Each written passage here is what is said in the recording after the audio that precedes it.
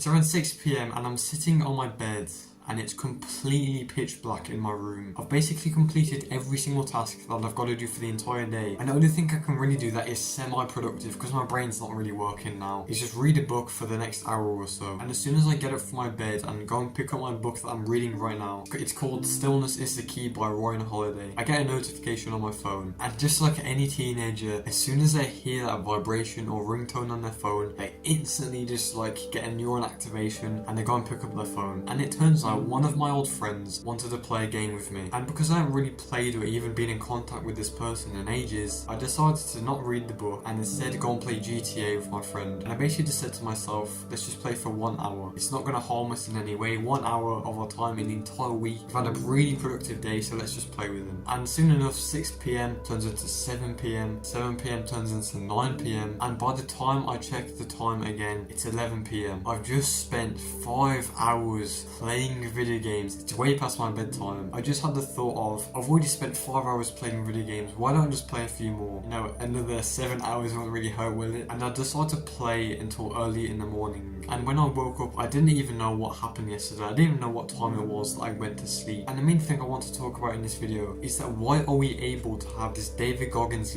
grind sets, 25 hours of work every single day that lasts for a few days, and then after that we go back to this couch potato that doesn't really do anything productive? Well, like I said in the beginning, this cycle kept on happening to me. I would have a really productive day, and then for some reason I would just get the urge to play video games. And this endless cycle just ruined my life for around 6 months. Like, I kept on falling into this cycle where I'd be really productive and really complacent, really productive, really complacent, over and over again. And don't lie to yourself, you're probably experiencing this right now. There's just that one habit that you can't shake off, whether it's video games, whether it's just scrolling, you just keep on doing it and you can't stop doing it. Well, the one reason you can't shake this habit off, you can't get rid of it, is because your brain has not adapted to self-improvement yet. And before you click off, let me just explain what I mean by this. Because I'm not going to lie to you, self-improvement is hard, it's tiring, it requires effort, it takes time. And that means as soon as we get a slight urge to go back to this old self who would just play video games all day, we're obviously going to do it because our brain is naturally wired for comfort. It's not made to run 10 miles, it's not made to go to the gym every single day, it's made for comfort. We can't maintain a self-improvement lifestyle, so that means we're going to be productive and then we're going to burn out, we're going to be productive and then we're going to burn out. This cycle is always going to happen because our brain has not got used to this new living. Because chances are, if you want self-improvement, before you ended self-improvement, your life was pretty garbage. You would play video games all day, you would scroll, and that means as soon as you made that switch from being a degenerate to being someone on self-improvement, your brain's not going to adapt that fast. It's going to take time, it's going to take years. And that's the average self-improvement journey. It normally takes around 6 months for someone to actually start taking action on self-improvement. But the good news is the way we can skip this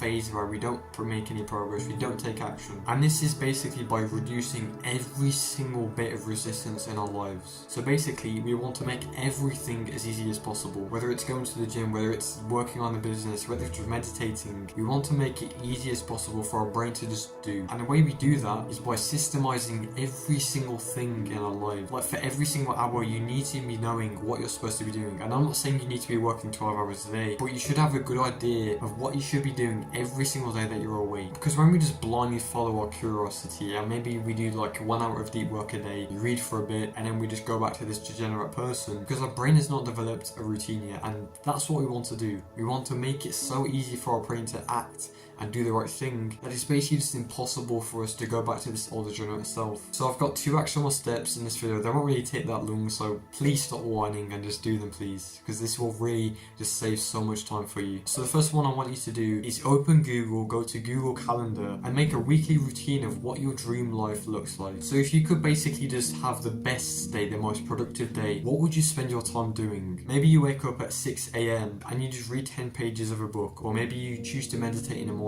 and then after that you go to the gym. So I only really take a few minutes, and it's honestly changed my life. Like, without my routine, I would not be making this video right now. I would have never started YouTube, I would never have started my copywriting that I did before, I would have never really progressed in self-improvement. And that's why it's so crucial that you make a routine, and make sure you can stick to it as well. Don't make a 24-hour grind set David Goggins, 20 million push-ups every single hour, because you're not going to stick to that, and we want to actually make it maintainable. So the final actionable step I want you to do is just look at the link I've provided in the description. I don't know if you use Notion, but I really recommend you do. It's just like a productivity tool that I use a lot, and it's basically just like this fully blown self-improvement tool that basically no one talks about. You've got like a routine you can build, you've got the task list you can do, you've got a journal in there, you've got everything that you need. It's basically just like a self-improvement starter kit. So just have a look at that and maybe just try it out. Maybe try it out tomorrow, because it honestly changed my life as well. So the last thing I want you to take from this video is, if you're basically just falling off self-improvement, everything is going to be fine, bro. Like, stop overthinking, cut that garbage out of your brain. Because the thing is, if you do these actionable steps that I provided in this video, even if you're productive for 50%, 60% of the day, that is still so much better.